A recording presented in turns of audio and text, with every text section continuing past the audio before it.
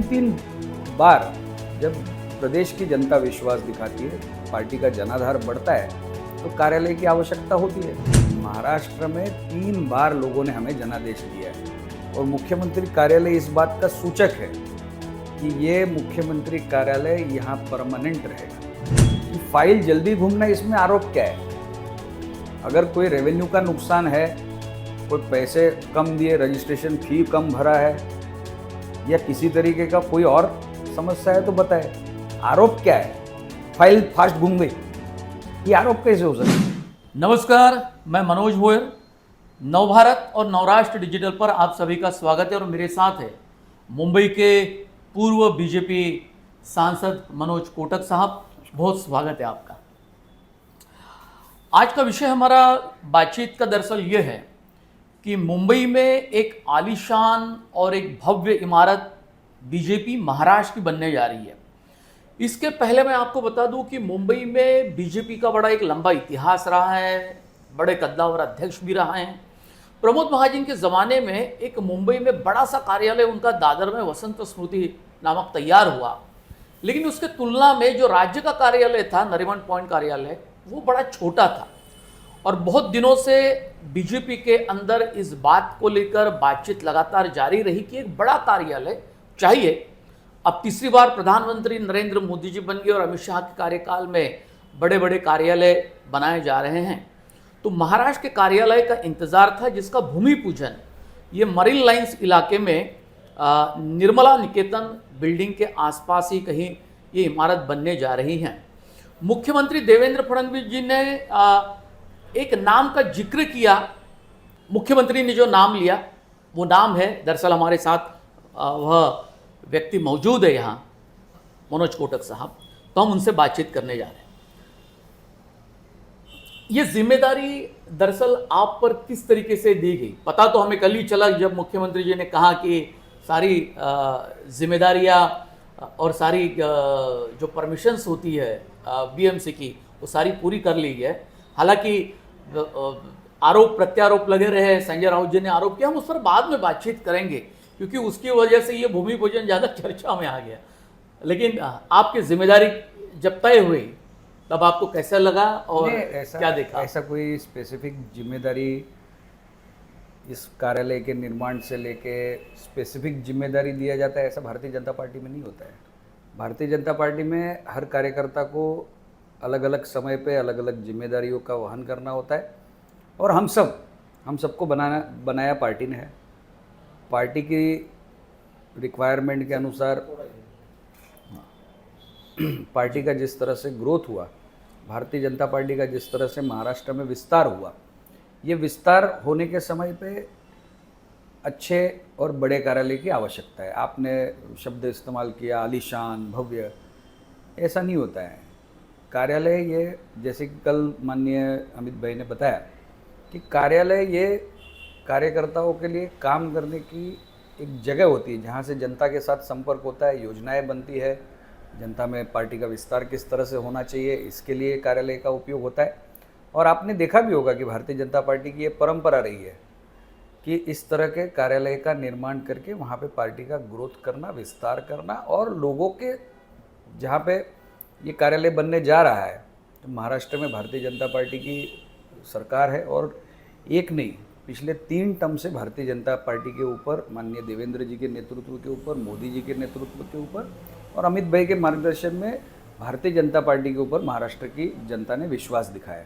हम 14 में मुख्यमंत्री करके देवेंद्र जी और उनके नेतृत्व वाली सरकार बनी, 19 में भी हमारे नेतृत्व में सरकार बनी। अब उस वक्त की बात और थी कि जो हमारे साथ में चुनाव लड़े वो फिर कहीं भाग गए, तो वो सरकार तो केवल हमारी थी, वो मैंडेट तो हमको ही मिला था। और 24 में फिर एक बार भारतीय जनता पार्टी को मैंडेट मिला। तो इस तरह के 3 बार जब प्रदेश की जनता विश्वास दिखाती है, पार्टी का जनाधार बढ़ता है, तो कार्यालय की आवश्यकता होती है जी। तो और इस तरह के कार्यालय का निर्माण करने के समय हर एक कार्यकर्ता, मैं भी उसमें एक छोटा कार्यकर्ता हूँ, कि मुझे कुछ जिम्मेदारियाँ बताई गई कि भाई आपने इस तरह से इस कार्यालय के निर्माण के लिए अपना जो भी समय और उसका योगदान देना है, तो मैं केवल वही देने का काम करता हूँ। हमने सुना है कि उसमें एक मुख्यमंत्री कार्यालय रहेगा, इसके पहले नरीमन पॉइंट में जो कार्यालय था उसमें मुख्यमंत्री निवास या मुख्यमंत्री कार्यालय नहीं था, या कोई खास जगह मुख्यमंत्री के लिए नहीं थे। इससे क्या संकेत मिलते हैं, हम क्या जानना चाहेंगे इससे? देखिए, मुख्यमंत्री कार्यालय यही संकल्पना उस इमारत में इसलिए रखी गई है कि मैंने आपको अभी विस्तार से बताया कि 3 टर्म महाराष्ट्र में 3 बार लोगों ने हमें जनादेश दिया है, और मुख्यमंत्री कार्यालय इस बात का सूचक है कि ये मुख्यमंत्री कार्यालय यहाँ परमानेंट रहेगा। महाराष्ट्र की जनता का विश्वास हम लेते रहेंगे और महाराष्ट्र की जनता हमको जनादेश देते रहेगी, तो वो मुख्यमंत्री वहाँ से बैठकर जनता की बातें सुनेंगे, कार्यकर्ताओं को मिलने का काम करेंगे। जी, क्योंकि किसी भी पार्टी के कार्यालय में इस तरीके की मुख्यमंत्री के लिए कोई योजना या जगह नहीं रहती, लेकिन ये बड़ा एक अनूठा प्रयोग होगा और शायद ये मुख्यमंत्री पद आपके पास रहेगा सालों तक। इसका एक कॉन्फिडेंस, आत्मविश्वास आपको होगा, तभी शायद आपने ये जगह रखने की सोची होगी। क्या रहेगा, मतलब एक मैंने सुना है कि कई 2014 में अमित शाह जी जब राष्ट्रीय अध्यक्ष थे बीजेपी के, तो एक संकल्पना थी कि देश भर में, राज्य भर में अलग अलग जगह एक बड़े बड़े कार्यालय हो और उसके आपस में कनेक्टिविटी हो। मान लीजिए कि मुंबई में ये कार्यालय राज्य के लिए बनाया जा रहा है, तो उसकी सीधे दिल्ली के साथ कनेक्टिविटी होगी और मुंबई की अलग अलग जिलों के कार्यालय के साथ में, तो उसकी योजना कैसे बनाई? देखिए, इसमें 6 कॉन्फ्रेंस हॉल है, 50 से लेके 10 तक की कैपेसिटी वाले अलग अलग 6 कॉन्फ्रेंस हॉल है। भारतीय जनता पार्टी एक तो बेसिक स्ट्रक्चर में काम करती है, उसके कई सारे अघाड़ियाँ होती है, मोर्चे होते हैं, इन सबको कभी ना कभी कोई ना कोई मीटिंग लेनी पड़ती है। अब डिजिटल युग में हम जी रहे हैं, आधुनिक तंत्रज्ञान का सबसे ज़्यादा अच्छा उपयोग भारतीय जनता पार्टी करना जानती है, और भारतीय जनता पार्टी के कार्यकर्ताओं को तालुका स्तर पे, वार्ड स्तर पे, जिला स्तर पे एक साथ में जोड़ने के लिए ये सभी जितने के जितने 6 कॉन्फ्रेंस रूम हम बना रहे हैं, कमिटी रूम बना रहे हैं, मीटिंग रूम बना रहे हैं, इन सभी में डिजिटल कनेक्टिविटी है। किसी भी ग्रुप की मीटिंग चल रही है और उसका कनेक्शन अगर हमको वहाँ के उस ग्रुप को पूरे प्रदेश में किसी भी जिले में, किसी भी तालुका के साथ में या एक साथ में सभी के साथ अगर बात करनी है, तो वो स्क्रीन के साथ वो अवेलेबिलिटी वहाँ पे उसकी उपलब्ध रहेगी। वो स्क्रीन पे सारे जिले एक साथ दिखेंगे और उस स्क्रीन के साथ में ये कमेटी बात कर सकेगी। मतलब भूमि पूजन का कार्यक्रम एक तरफ चल रहा था और दूसरी तरफ ठाकरे गुट के सांसद संजय राउत जी ने आरोप किया और केंद्रीय गृह मंत्री अमित शाह जिनके हाथों ये भूमि पूजन किया जा रहा था, उनको एक पत्र पहले दिन लिखा कि बड़े राफेल की स्पीड से सारे कागजात पूरे किए गए, मंजूरी दी गई और जोर जबरन ये जमीन ले ली गई। क्या मामला है दरअसल, मतलब क्या पक्ष है आपका? हालांकि मुख्यमंत्री जी ने तो वहीं अपने कार्यक्रम में स्पीच के दौरान कह दिया। ये उनके पत्र उन्होंने लिखा है, उनसे पूछिए कि वो चाहते क्या है। अगर राफेल की स्पीड से फाइल घूमी ऐसा वो बोले, पहले तो उनका अभ्यास ठीक नहीं है, वो जो गति में फाइल जानी चाहिए उसी गति में जाती है। लेकिन आज तक महानगर पालिका की सत्ता 25 साल तक उनके ताबे में रही, उनके कब्जे में रही। अब उनकी काम करने की पद्धति अलग हो सकती है कि फाइल को रुकाया जाए, हर टेबल पे रुकाया जाए, फिर जब टेबल पे रुकती फाइल फिर इनसे मिला जाए। तो वो क्या अपेक्षा थी उनकी? अगर किसी फाइल का कानून में बैठता है, यस बैठता है। कोई राजकीय शुल्क का नुकसान हुआ है जिसके अंदर महानगर पालिका का शुल्क है या किसी भी तरीके का रेवेन्यू लॉस हुआ, नहीं हुआ, सारे रेवेन्यू का मुद्दा कवर हुआ है। महानगर पालिका को लीज रेंट मिला है, लीज रिन्यूअल चार्जेस मिला है, फिर इनको दर्द कहाँ है? अगर राफेल की स्पीड बोलते तो भैया देखो, सरकार भारतीय जनता पार्टी की देवेंद्र जी के नेतृत्व में महाराष्ट्र प्रदेश में चल रही है, केंद्र में मोदी जी के नेतृत्व में। उन्होंने कहा कि बाकी कागजात तो इतने स्पीड से होते नहीं, किसानों के मतलब ये जो बाढ़ग्रस्त है उनको मदद करने के लिए जो प्रक्रिया चल रही थी वो बड़ी लंबी चल रही थी। ये सवाल 2.5 साल में जो मुख्यमंत्री मंत्रालय में आए नहीं, उन्होंने तो नहीं पूछना चाहिए। अच्छा, और कोई पूछे तो मैं समझ सकता था। जो 2.5 साल मंत्रालय में नहीं आए, उनकी पार्टी के सांसद हमें बोलते काम क्यों गति से हो रहा है। अब काम अपने आप देखिए, मेट्रो का नेटवर्क मुंबई शहर में सिर्फ और सिर्फ भारतीय जनता पार्टी की डबल इंजन सरकार बनने के बाद बना है। अब उसके उद्घाटन के दिन भी अलग अलग टिप्पणियां करते रहेंगे, ये ऐसा क्यों हुआ, ये वैसा क्यों हुआ। अरे भैया, मुंबई को सुविधा देने का काम हुआ है, मुंबई की जनता सुविधा मांग रही है, सुविधा दे रहे हैं। ये जमीन दरअसल किसकी थी? महाराष्ट्र हाउसिंग फाइनेंसिंग कॉर्पोरेशन का नाम आता है, बाद में एकनाथ रियल्टर्स आता है, उसके पहले रियल्टर्स, उसके पहले हमने सुना था कि वासानी फैमिली के 4 मेंबर थे उनके नाम पर भी ये जमीन भारतीय थी। जनता पार्टी ने इसका जो भी व्यवहार है, ट्रांजैक्शन है, वो एकनाथ रियल्टर्स के साथ किया है। अब उसके पहले महाराष्ट्र हाउसिंग फाइनेंस कॉरपोरेशन था, या जो भी फैमिली आप बता रहे वो थे, वो सारे के लीज, कहीं किसी के लीज खत्म हो चुके थे, या कहीं किसी ने बिना परवानगी, तब भी इनकी सरकार थी महानगर पालिका में, बिना परवाना कहीं लीज पे जाके जिसको बैंक में मॉर्गेज करने का काम किया, ये सारे इन्हीं के काल में हुए काम है। हमने भारतीय जनता पार्टी ने वेरी क्रिस्टल क्लियर पद्धति से एकनाथ रियल्टर से ये जमीन ली है। ये कितनी स्क्वायर फुट जमीन है और कितने 1600 करोड़? स्क्वायर मीटर की ये जमीन है। आज के प्रचलित एफएसआई के नियम के अनुसार से, हमारी आवश्यकता के अनुसार है, जैसे कि माननीय देवेंद्र जी के पूरे मार्गदर्शन में अभी हमारी आवश्यकता केवल 10 माले की है, तो हम इसको ग्राउंड प्लस 10 बना रहे हैं। जी।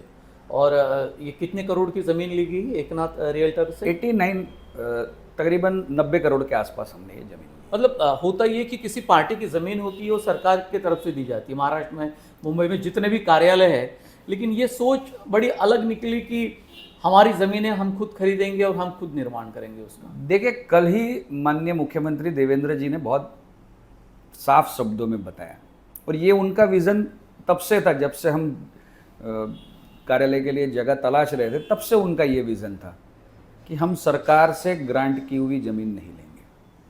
ये सभी जितनी पार्टी आज बात कर रही है ना, उन्होंने कौन से समय पे कौन सी फाइल मूव करके कौन सी जगह खुद के पार्टी के लिए ली है, सब हमको पता है।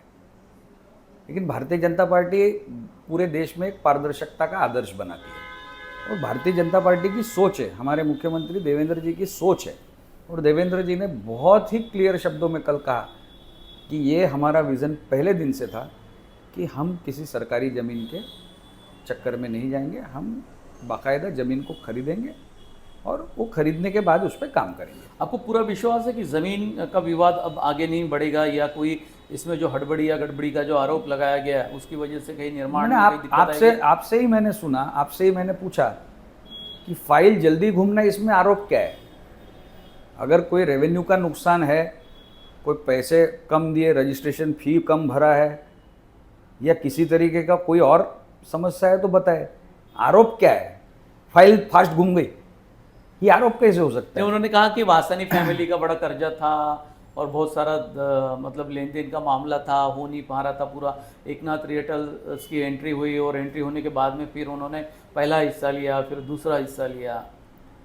जैसे अगर किसी का कर्जा था, जिस वक्त पे वो कर्जा लिया गया, तब महापालिका में यही बैठे थे, इन्होंने क्या किया? ये कर्जा दिया कैसे गया, हम इनसे पूछेंगे ना। जमीन हमारा तो एग्रीमेंट पब्लिक डोमेन के अंदर डॉक्यूमेंट है, उसमें विवाद कहाँ है?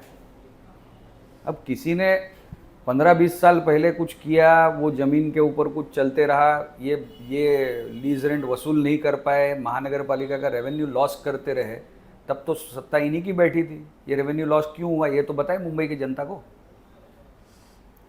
दुसरी फाईल केली थी? याच्यामध्ये फक्त एक तो राजकीय शुल्क शब्द वापरलाय ना, तो काढून टाकते थे। रेवेन्यू मैंने बोलताना मेरा भी हुआ था वो, बोलता हाँ, राजकीय शुल्क। कंटिन्यू। हाँ, समझल? मैं कर लूँगा। अब देखिए कि मुंबई महानगर पालिका के चुनाव के पहले मुंबई में कई सारे मुद्दे आ रहे, और शायद विपक्षी नेताओं ने इस मुद्दे को ज़मीन आवंटन को लेकर या इमारत निर्माण को लेकर एक मुद्दा उठाया होगा कि जो कि गरमाया जा सके इलेक्शन के पहले। मुंबई चुनाव की तरफ आप कैसे देखते हैं, मुंबई महानगर पालिका चुनाव की तरफ? भारतीय जनता पार्टी का जिस तरह से मुंबई में जनाधार बढ़ा है, पिछले 2017 के चुनाव में, उस वक्त पे मैं महानगर पालिका का गठनेता था, और 2017 के चुनाव में हमें 82 सीटें मिली थी। 17 तब आशीष शेलार जी अध्यक्ष थे मुंबई। आशीष शेलार जी अध्यक्ष थे और मैं महानगर पालिका में गठनेता था। उस समय हमारी स्ट्रेंथ बढ़ के 82 हो गई, मैं 14 से गठनेता था। आज की जो स्थिति है, ये भारतीय जनता पार्टी का जनाधार मुंबई शहर में एक नंबर का पक्ष बनाने का काम हुआ। माननीय अमित भाई ने 2014 में जब ये महाराष्ट्र के चुनाव के प्रभारी और राष्ट्रीय अध्यक्ष बन के आए, तो महाराष्ट्र के और मुंबई के कार्यकर्ताओं को एक ऊर्जा मिली, और तभी देवेंद्र जी का नेतृत्व प्रदेश अध्यक्ष के रूप में था। बाद में देवेंद्र जी मुख्यमंत्री बने।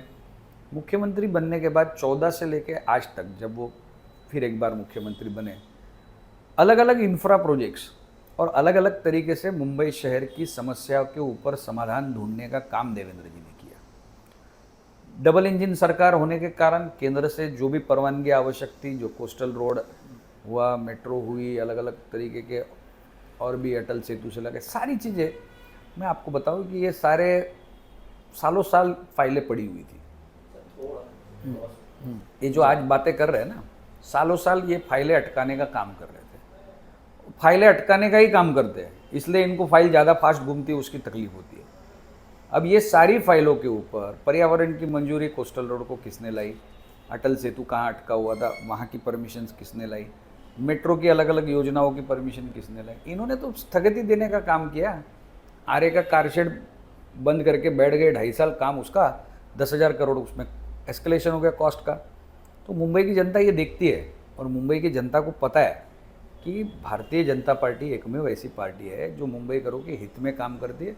हमें पूरा विश्वास है, न केवल मुंबई, थाना, नवी मुंबई, जितने भी सराउंडिंग, जितनी भी महानगर पालिका है, स्थानिक स्वराज्य संस्था में भारतीय जनता पार्टी नंबर 1 की पार्टी बनेगी और मुंबई के अंदर महायुति का हमारा महापौर बनेगा। बीजेपी का ही बनेगा या महायुति का बनेगा? माननीय मुख्यमंत्री जी ने इस पे अपनी भूमिका स्पष्ट कर दी है।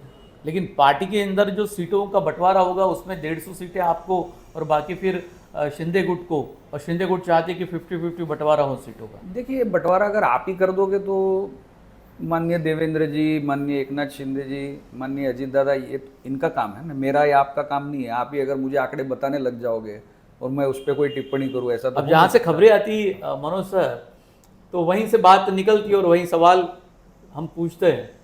देखिए, खबरों, आपका काम है खबरें चलाना, हम तो पार्टी के कार्यकर्ता है, पार्टी के नेता ये तय करेंगे कि कितनी सीटें कौन लड़ेंगे। लेकिन जितनी भी सीटें हम महायुति में लड़ेंगे, सारी की सारी जीत के लाने की पूरी कोशिश करेंगे, चाहे 150 पे आप हो और बाकी बचे हुए पे शिंदे गुट हो। देखिए, मैंने फिर एक बार कहा कि नंबर्स ये नेतागण डिसाइड करेंगे, हम कार्यकर्ता, वी आर द सोल्जर्स, हम लड़ाई का मैदान संभालेंगे। लेकिन रहेगा बीजेपी का इस बार, मैंने कहा जिस तरह से ये बातें तय करने का काम राज्य की नेतागिरी का है और केंद्र की नेतागिरी के निर्देशानुसार। बहुत साल हो गए, लेकिन मुंबई में बारिश के दिनों में सड़कें बड़ी बेहाल हो जाती है, बार बार उखड़ती है। आपकी सरकार थी यहाँ बीएमसी के अंदर, बीजेपी और शिवसेना की।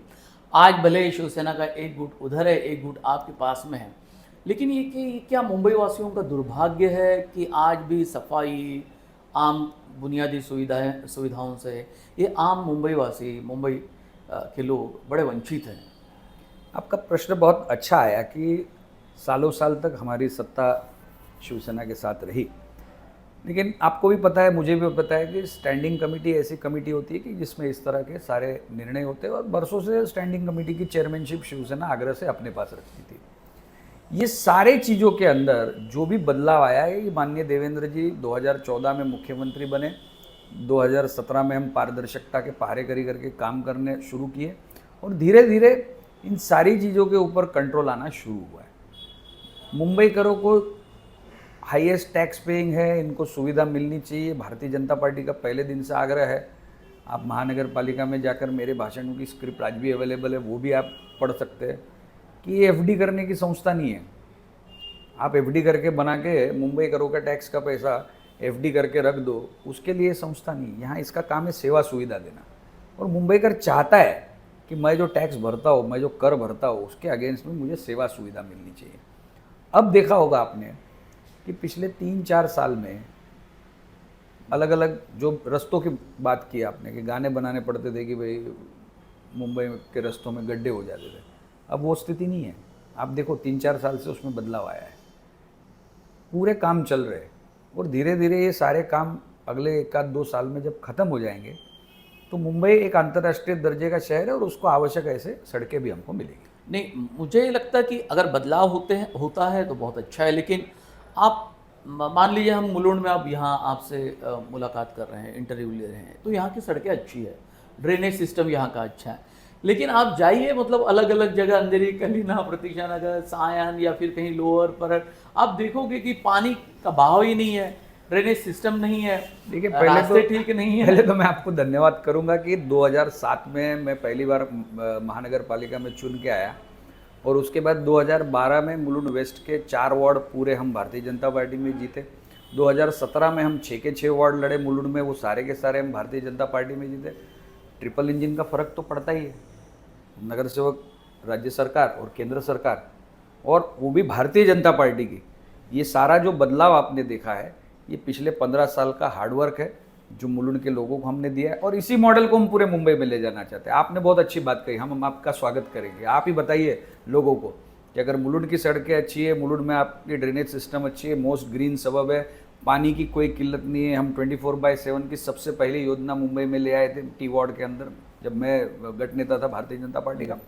तो मुलुंड की अगर सारी स्थिति अच्छी है, जहाँ जहाँ भारतीय जनता पार्टी के नगर सेवक है, लोगों के काम करने का पूरा प्रयत्न करते हैं और लोगों को सुविधाएं मिलती हैं। लेकिन मतलब क्या एडमिनिस्ट्रेशन में खामियां है बीएमसी की, या फिर जो कंट्रोल करते हैं नेता, जो सत्ता में थे, सत्ता में है, सत्ता में रहेंगे, उनके सोच में फर्क है? मतलब कहाँ मेलजोल नहीं हो पाता, लोग वहीं के वहीं हैं, गाड़ियाँ पंचर होती है, सड़कें खराब है, एक्सीडेंट्स हमेशा होते हैं, उबड़ खाबड़ रास्ते। अभी बारिश तो चली गई, 2-4 दिनों में आई थी, 2-4 दिनों के लिए, लेकिन फिर भी रास्ते इतने खराब है कि गाड़ी चलाना मुश्किल हो जाता है। कहाँ दिक्कत सिस्टम में है? देखिए, कहीं ढूंढा आपने बीएमसी में एक लंबी पारी रही आपकी सांसद बनने के पहले। एडमिनिस्ट्रेशन और जनप्रतिनिधि ये कार के 2 पहिए के जैसे, दोनों की हवा सेम चाहिए, दोनों का मोटिव सेम चाहिए, दोनों की दिशा सेम चाहिए। अगर दोनों में कहीं भी डिफरेंस है तो गाड़ी चल नहीं पाती है। मैं ये समझता हूँ कि एडमिन में भी अच्छे अधिकारी है, आप उनसे काम करवा सकते हैं, आप उनको विज़न दे सकते हैं। जनप्रतिनिधि का काम मुंबई महानगर पालिका में एडमिनिस्ट्रेशन को सुझाव देना, डायरेक्शन देना, विज़न देना, ये होना चाहिए। जी। दुर्भाग्य था कि शहर में शिवसेना के जनप्रतिनिधि इतने सालों से थे, जिस तरह से काम होना चाहिए उन्होंने नहीं किया, अपने अपने क्षेत्र में जो सुविधाएं लानी चाहिए थी वो नहीं लाए। लेकिन जहाँ जहाँ पे आवश्यकता थी उस वक्त पे भी और आज भी भारतीय जनता पार्टी ने एडमिनिस्ट्रेशन के ऊपर अंकुश लगाने का भी काम किया, और भारतीय जनता पार्टी ने एडमिनिस्ट्रेशन से अच्छे काम को निकलवाने का प्रयास किया, जिसके रिजल्ट आपको आज मिल रहे हैं, जिसके कारण शहर में बहुत सारी चीज़ें अच्छी भी बनी। और ये धीरे धीरे होता है। ये कैसा है, अब हम पूर्ण सत्ता या पूर्ण पावर क्यों चाहते हैं? भारतीय जनता पार्टी मुंबई के अंदर, मुंबई महानगर पालिका शासन इसलिए चाहती है कि इस शहर के नागरिकों के जो टैक्स रूपी पैसा है, इसका योग्य और रीत से उपयोग होना चाहिए, उसको उसकी सुविधा मिलनी चाहिए, इसलिए हमें पावर चाहिए, न कि मेरा अधिकार है मैं ही बैठना चाहिए इसलिए आना चाहिए। क्या लगता है आपको मुंबई में, मतलब आखिरी चरण में हमारा ये इंटरव्यू है, मनोज सर, हिंदी मराठी कबूतर खाने का विवाद महानगर पालिका चुनाव के पहले पहले ये काफ़ी हवा दी गई इन मुद्दों को, हिंदी मराठी, हिंदी या बिहार यूपी के जो होट्स है हमारे यहाँ, या गुजराती होट्स है, उस पर बीजेपी का पूरा कंट्रोल है, लेकिन मराठी होटों को सेंध लगाने के लिए राज ठाकरे और उद्धव ठाकरे फिर एक बार इकट्ठा आ रहे। आपको लगता है ये कि भाषिक विवाद भारी रहेंगे चुनाव? देखिए, भाषिक विवाद इसको अगर आप नाम देते हैं तो मैं ये समझता हूँ कि ये चुनावी जुमले हर बार शिवसेना जो भी उसके साथ जाना चाहते हैं, या आज अब तो शिवसेना पूरी हरी पार्टी हो गई है, ग्रीन पार्टी हो गई है, इसके साथ कांग्रेस जुड़ गई है, शिवसेना की जो आंखें हैं वो पूरी की पूरी तरीके से मुस्लिम वोट बैंक पे होने के कारण अब राज ठाकरे जी उनके साथ जाए या कोई भी उनके साथ जाए, इस बार मुंबईकर ये भाषा के आधार पे मतदान नहीं करेगा। पहले भी नहीं करता था। मुंबईकर समझदार है, मुंबईकर उसको पता है कि उसका वोट काम करने वाले व्यक्ति को मिलता है। यहाँ पे कभी भाषा विवाद, केवल वो राजकीय पार्टी अपनी रोटी सेकने के लिए राजकीय विवाद खड़ा करती है। एक आध कोई स्टंट कर दिया, एक आध कोई बात कर दी और उस पर फिर वो चलाते रहते हैं, वो खुद ही सारे शूटिंग कर करके फैलाते रहते हैं। ये उनका काम है। जिन पार्टी के पास जनाधार नहीं है, ये ऐसी पार्टियों का काम है। भारतीय जनता पार्टी सेवा सुविधा के आधार पे वोट मांग रही है, हमारी सर्विस के आधार पे मांग रहे हैं, हम ये सुविधा देंगे, विज़न के आधार पे मांग रहे, काम के आधार पे मांग रहे। देवेंद्र जी ने जो नेतृत्व खड़ा किया, स्टेट ने, महाराष्ट्र की सरकार ने मुंबई को जो सुविधाएं प्रदान की है, जो मुंबई की आवश्यकता है और मुंबई का अधिकार है, उसके आधार पे हम वोट मांगेंगे। अब ये जो सारे विवाद चुनाव चलते चलते पिछले 2-3 महीने से अलग अलग तरीके से कोशिश की जा रही है। मुंबईकर इसमें फंसने वाला नहीं है। आम मुंबईकर समझता है कि मेरे लिए आवश्यक क्या है, तो मेरे लिए अच्छी BST की सुविधा आवश्यक है, मेरे लिए अच्छी सड़कें आवश्यक है, मेरे लिए अच्छी ड्रेनेज सिस्टम आवश्यक है, पीने का पानी शुद्ध जल आवश्यक है, ग्रीन सबब आवश्यक है, ओपन स्पेसेस आवश्यक है, मैदान होने चाहिए। मुंबई की जनता को ये सारी चीज़ें चाहिए। वो इंटरेस्ट नहीं लेती है इस सब एजेंडा में। जो एजेंडा चला रहे उनको भी पता है क्यों एजेंडा चलाया जा रहा है। और इन सब एजेंडा का जवाब जिस दिन चुनाव होगा उस दिन अपने बटन दबाकर महायुति के फेवर में मिलने वाला है। बहुत शुक्रिया, आपने समय दिया। थैंक यू मनोज सर, बहुत शुक्रिया आपका।